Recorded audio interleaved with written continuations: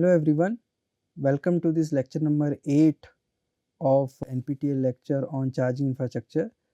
Here in the previous lecture we were revisiting some of the concept of diode bridge rectifier with capacitive filter. We will continue our discussion in this particular lecture as well. In this we were discussing that we have the full bridge rectifier where we have 4 diodes connected in a fashion as shown over here, and in this particular thing we can able to source power to the load in both the positive half cycle and the negative half cycle. We were trying to size this particular converter since we have only capacitor here and the 4 diodes. We were trying to derive, or we were trying to see what will be the value of capacitance and how that value of capacitor determines different ratings of these diodes as well. So we were seeing the operation of this particular converter, this particular diode bridge rectifier with capacitive filter, where we have seen that in positive half cycle it's the D1 and D4 who will be in conduction, while in negative half cycle is D2 and D3 which will be in conduction. And if you see, only during, that means the output voltage VD will be varying between the VD max and VD min, and using this particular this capacitive filter we can able to restrict the output voltage or variation of output voltage within a certain band, which is within a certain limits, which is between VDC max and VDC min, and that particular VDC max and VDC min could be one of the specification which will say that the output ripple in the converter should be within this particular voltage range. And in this we have seen that whenever the input voltage Vs in the, let's say in the positive half cycle, becomes greater than this VD min, then only the D1 and D4 gets forward biased, and that's when the current will be drawn from the source. Current will be drawn from the source as shown over here between or the point where the input voltage becomes greater than the VD min, and then it continues until where the AC input reaches to its peak value, and after that point the voltage, the input voltage will drop down. However, the capacitor will be keep holding that particular voltage, and we will see that the current going into the capacitor will be there between TA to TB instance. That means the current will be drawn from the source only between TA to TB instant, and this difference of TA and TB we will define it as a TC, which is nothing but the time during which the capacitor gets charged. However, in the remaining period the capacitor will be discharging until in the next half cycle the input voltage, the magnitude of input voltage will become greater than the VD min. At that particular point in the negative half cycle it's the D2 and D3 which gets forward biased, and then it will the current will be drawn from the source, and that's when the capacitor gets charged up from VD min to VD max, and this VD max whenever or the voltage or the input voltage whenever it reaches the peak value, at that point again the D2 and D3 gets reverse bias, and that is when again there will not be any current drawn from the source, and it's the capacitor which will be giving power to the load, and that's when its voltage gets discharged to a value VD min. Here we see during this instance it's the D1 and D4 which is in conduction or which get forward bias and will allow the current to flow through it, and in this during this period it's the D2 and D3 which is getting forward bias, and the current will be drawn from the source.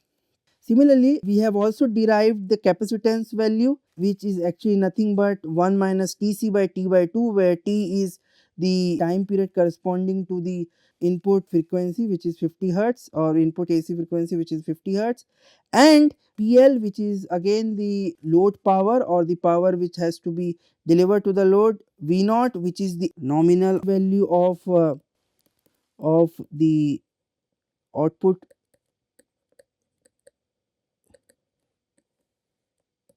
nominal value of the output voltage, whereas the delta V0 is the voltage ripple which is again nothing but VD max minus VD min. So in order to keep the output voltage ripple within the permissible limit, one need to size the capacitor accordingly. And this Tc, one can also define this time period during which you want the capacitor to get charged. So, this is one, Tc is the one value which is dependent upon the value which the designer can select to appropriately size its component. So, these are the things we discussed in the last class. Now, let us see, we have derived the value of capacitance. However, the size of the capacitor bank which is there, or the size of the capacitor which is there in the capacitive filter, depends upon the voltage it is blocking, as well as obviously the capacitance value which we have derived, and also depends upon the how much RMS value of current which is going through this capacitor. So, let us derive those which will help you to design the capacitor bank if you are using the full bridge based rectifier with capacitive filter for your AC to DC conversion. So, let us define some of the constraints or the points, such as or some of the variables in this circuit.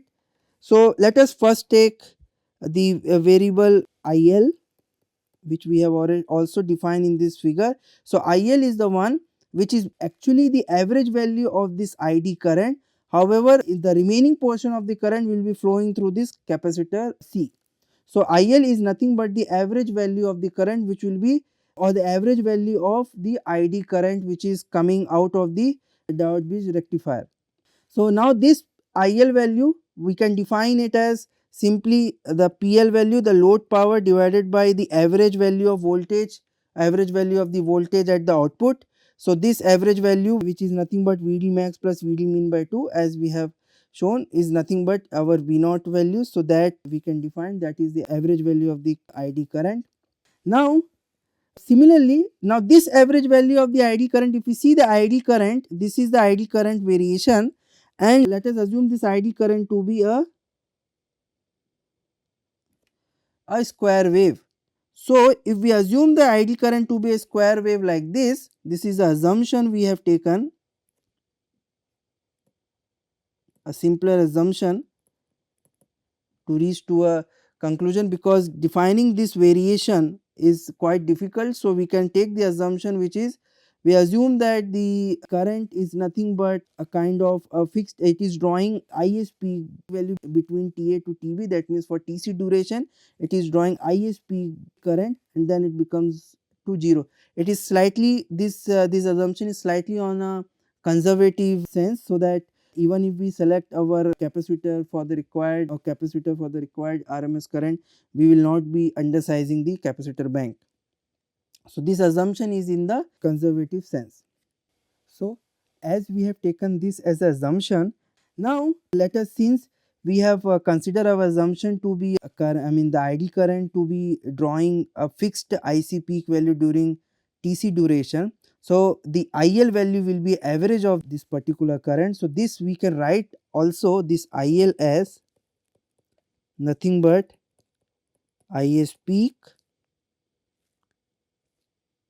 the average value we can write it for TC duration, there for TC duration during the time period T by 2, during this period for T by 2 period, because it repeats after every T by 2 period, this idle current.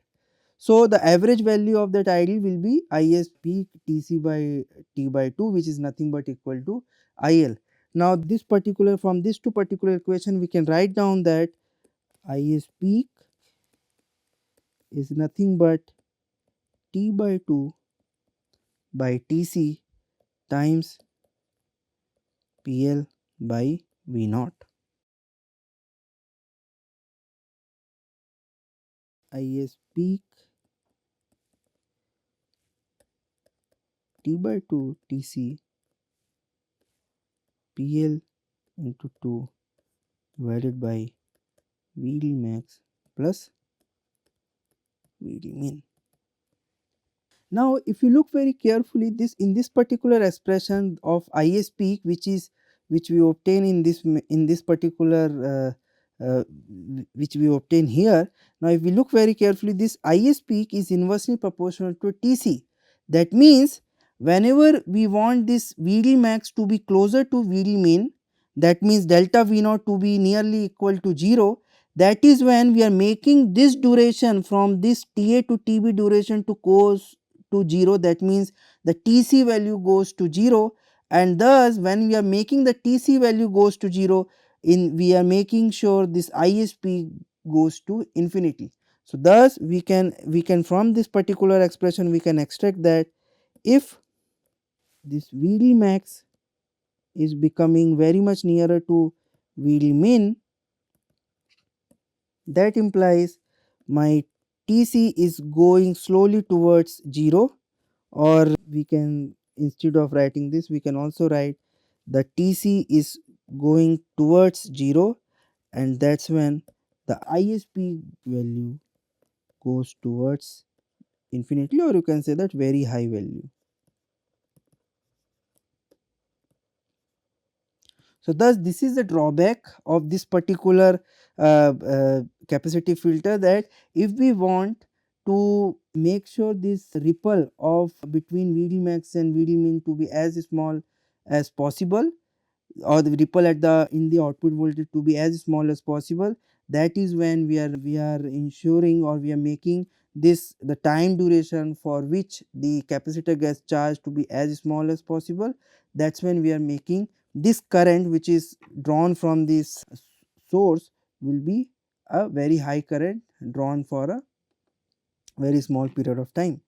So this is one of the drawback of this particular system. Now let us see how, using this particular assumption that the current drawn from the source is nearly constant equal to ISP during Tc duration, how we can calculate, or using this particular assumption, how, let us see how we can calculate the RMS current which is going through the capacitance C. So let us see how we can calculate the current going through the capacitor. Now considering the same waveform which we have drawn previously, let us understand how we can draw the current going through the capacitor. Now if you look very carefully, it is during this period from this point to this point, it is during this period the capacitor will be supplying to the load. That means if I draw, the capacitance will be delivering to the load or will be discharging to the load in this period. That means in a T by 2 period, it is only during this point to this point it is discharging, while during this Tc period it is charging, while during this period it is charging. So we can write here the capacitor is charging, and we can write here capacitor is discharging its energy into the load. So let us see how we can write the RMS current going through the capacitor. Again the assumption is the same, that from the source we are the current drawn, or from the or the ideal will be in the manner which is drawn in the green color waveform. That's the assumption we have taken. So during Tc period, if you look very carefully, during Tc period, it's the current which is coming from here. During the Tc period, the current which is coming from here is the current which is going through the capacitor, as well as the current which is going through the load. So the current which is going through the capacitor, we can write down it as the RMS value, we can write down this as during Tc period the current through the capacitance, we can write, or the RMS current through the capacitor, we can write this, since this is the constant Is peak. So Is peak minus IL, which is the current, average current which is going through the load, that is the current, remaining current will be flowing through the capacitor during the time Tc in a time over the time period T by 2, because after T by 2 it again repeats, the current waveform or this ideal current waveform repeat itself. Similarly during Tc minus T by 2 period, that means remaining of the T by 2 period, the IC RMS will be nothing but, because during this period, during this remaining of the period, it's a capacitor which will be discharging to the load, that means providing power to the load. That's when we can write this IC RMS to be nothing but IL multiplied by 1 minus Tc by T by 2, that we can write. And that's when the overall in a T by 2 period we can write capacitor RMS is nothing but Is peak minus IL square times Tc by 2 plus IL times 1 minus IL square times 1 minus Tc by T by 2. So the overall ICRMS will be given by this expression. So thus for capacitor selection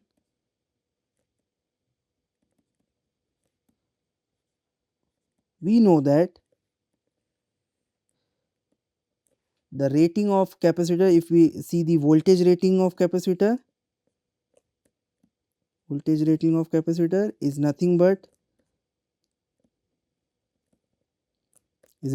whatever the average value of V0 we were getting plus delta V0 by 2, which is nothing but equal to, we can say that it's a Vs peak because it's a peak value to which it goes. And we can also say that the capacitance value we have obtained as 1 minus Tc by T by 2 times PL by 2 V0 delta V0 times 1 by Fs. And the RMS current rating, which is RMS current rating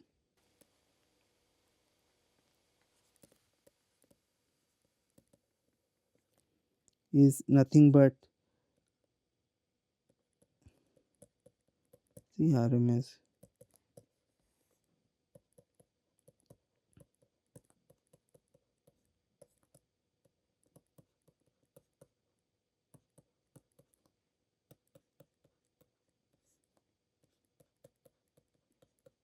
by 2. And this RMS current rating is important because this will actually determine the parallel combination of capacitance, because the capacitance will have its own current rating. So the capacitor bank must be in a position to handle this much ICRMS current, and this ICRMS current, it depends on the Is peak, the load current, average load current, obviously the Tc, which is the designer's choice, and T by 2, which is nothing but T corresponds to 1 by 50 Hertz. And accordingly one can calculate the ICRMS, and which will actually determine what will be the what parallel combination of capacitance is needed. And if one is using parallel combination, then also need to understand whether to connect that parallel combination with series capacitance or not. So and also the voltage rating must be, VSP, or you can say that average value of output voltage plus half of the ripple, which is nothing but equal to Vd max itself. It will come down to that only, and capacitance value is calculated in this manner. With these three considerations, one can easily design a capacitor bank or capacitive filter for if they choose to select the full bridge diode rectifier with capacitor filter for their AC to DC power converter. Now let us also calculate, if we look very carefully, along with this capacitor we also have the diode, and we also have to define the rating of the diode for proper selection of the diodes. So let us calculate the diode ratings, different ratings of the diode. So define the diode selection.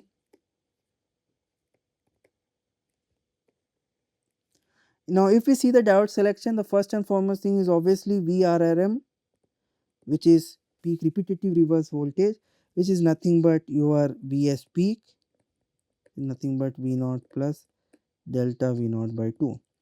That's the maximum voltage. How we are calculating that's the maximum voltage?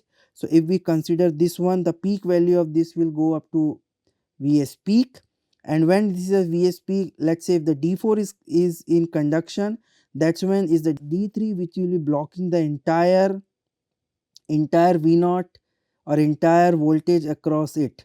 So that's why this diode has to block that voltage which goes up to VD max, or you can say that Vs peak. Now I mean, if you see very carefully, it is during this period, assume during this period is D1 and D4 is conducting, so it's the D2 and D3 which will be blocking the voltage VD, which is nothing but going from VD min to VD max across it. So that's why the peak repetitive voltage is nothing but your Vs peak, which we have written over here. And similarly, the peak forward current, so if we see the peak forward current, if we see here, so in the positive half cycle it's the D1 and D4 which will be carrying, or which will be having this ID current, while in the negative half cycle it's the D2 and D3 which will be carrying this ID current, and it's the maximum value, its maximum value is nothing but the Is peak. That's when the peak forward current for all the D1, D2, D3, D4 is nothing but Is peak value, current value. So if we are trying to reduce the voltage ripple in the output capacitance, that's when we will increase the capacitance value. At the same time, we will be reducing the time for which is required to charge the capacitor, that and also we will require a diode with the larger peak forward current, because if we are making the VD max and VD min very much near to each other, this IC peak value will also go up very much. So the peak forward voltage is nothing but the Is peak, and the if we try to calculate the average forward current, diode forward current, we try to see what will be the thing. So again, in our assumption, which is that during TC period it's the constant IC peak value which is been drawn from the source, that means the ID value is nothing but a constant IC peak during TC period. So during this period it's the D1 and D4 which will be conducting, and that will repeat only after T duration, only after one cycle. In the next positive cycle it's the D1 and D4 will again conduct, and similarly the D2 and D3 is conducting in a negative half cycle, and only during in the next negative half cycle it will be in conduction. So that's when the average forward current is nothing but Is peak times Tc by T, because it's in the time duration T, where I mean during the time duration T, the diode forward current for D1, D2, DT, D4, all the 4 diodes will be just Tc by T, because it is only for the Tc duration during one line cycle the diode is conducting, and it will be carrying this Is peak current, because that's the assumption we have taken. Similarly, we can also calculate the RMS current going through the diode. Again, this is needed to calculate the I square T rating, so that we can calculate, that is nothing but Is peak times, for the Tc duration it is conducting root 2 and Tc it is conducting over the period time T. So that is when we can calculate the RMS current rating of the diode. Using this particular thing, one can select the diode for this full bridge converter having capacitive filter. So these are the rating using which the diode can be selected. Let us see what are the disadvantages of this converter, because understanding the disadvantage will give us a motivation to go to the next converter. So the disadvantage is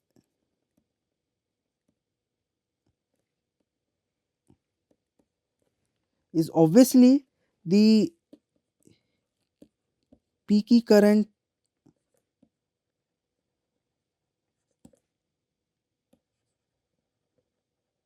drawn from the source. That means the current which has been drawn from the source is no longer a sinusoidal, it is a peaky current, or you can say that it's a non-sinusoidal as well. That means it includes a lot of harmonics.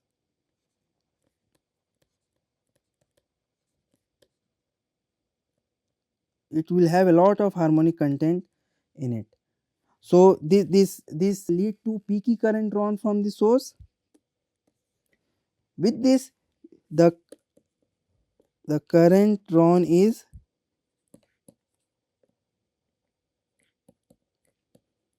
non-unity power factor is at, so the current drawn is at non-unity power factor. So this is again, it is violating one of the requirement of having this AC to DC converter for chargers. That means we always want to have the unity power factor current drawn from the source. So this particular current, which is peaky in nature, obviously non-sinusoidal in nature, introduce a lot of harmonics into the source. At the same time, it is at non-unity power factor. And the next disadvantage is nothing but the oversizing of the components. While let us say if we make sure our VD max and VD mean is very much near to each other, that is when we are making sure delta V is nearly going to 0. That is when we can make TC is nearly going to 0. That is when we can make sure that that our C value, which we have calculated here, this C value got increased. So the capacitance value got increased, as well as if you look very carefully our RMS current ratings, IRMS of from capacitance or ICRMS of capacitance increases. Also we will also see that IS peak value increases, which actually lead to increase in the forward peak current. So this will also lead to a good amount of oversizing of the component. However, one of the advantage with this particular converter is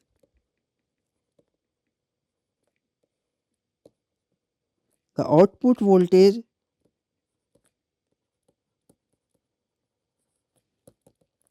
is nearly constant. You can say that varying within the permissible limit.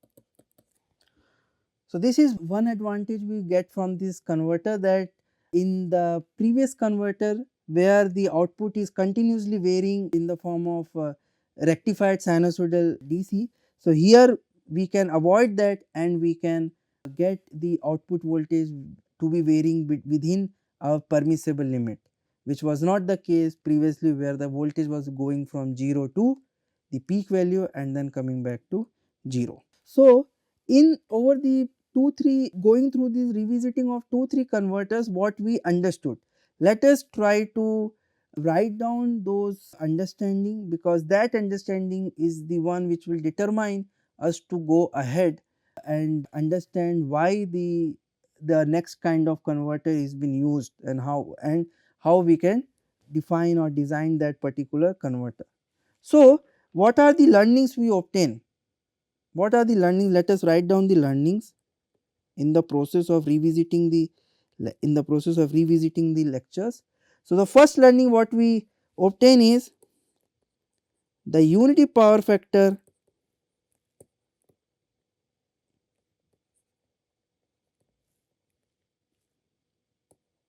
of the drawn current or of the source current can be achieved when the load is purely resistive and the power, or you can say that the power is being delivered in both the positive and negative cycle, in both positive and negative half cycles. That is the first learning we obtain. However, when doing this thing, we understood that the output voltage is not constant, it is varying between 0 to Vs peak and then again goes down to 0 in the rectified DC form. So the next thing we understood that the output voltage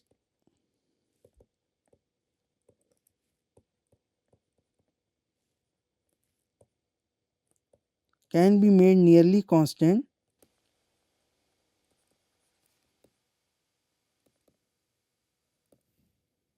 or within a permissible limit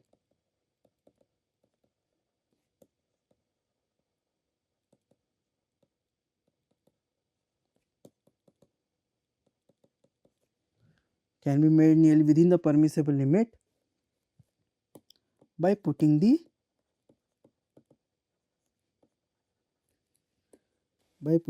output capacitor capacitive filter. However, if we do that, the current drawn, this will lead to the current drawn becomes non sinusoidal and very much away from the unity power factor. So that's why a next family of converter or the this will lead to the again other type of converter which is called as a power factor correction converter, which is actually used to obtain. So thus to obtain, we can write thus to obtain unity power factor current drawn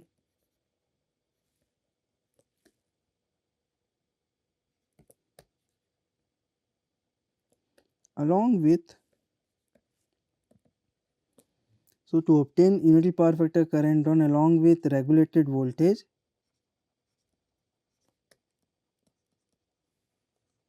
the power factor correction converter is used.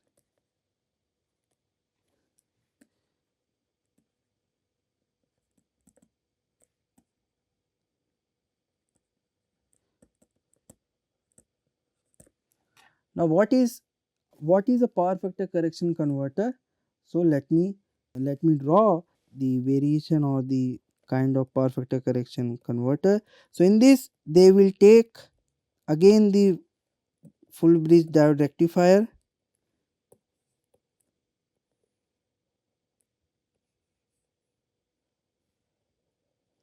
and right after this diode bridge rectifier they will put a power converter,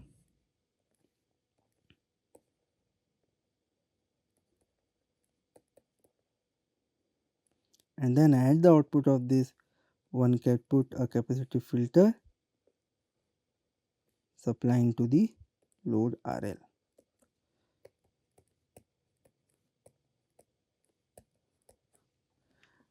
Now this power converter is made to operate in such a manner that the input impedance of this power converter will be the pure resistive or will be the pure resistive impedance, and thus this diode bridge rectifier will see a resistive load, and that's when it will be drawing the unity power factor current from the voltage source.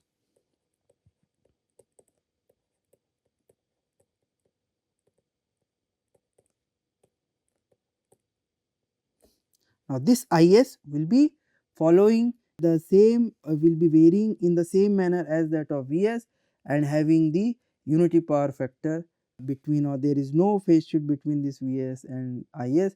If by somehow while doing the operation of this converter we make sure that the input impedance seen by or the input impedance offered by this power converter because of its operation is such that it is having the resistive in nature, and that's when the diode bridge rectifier will see the output as having the resistive load. That's when the current drawn will be of the unity power factor, and since we are using a capacitance at the output, this capacitor will be used to keep the voltage or the output voltage within the permissible limit defined in the specification.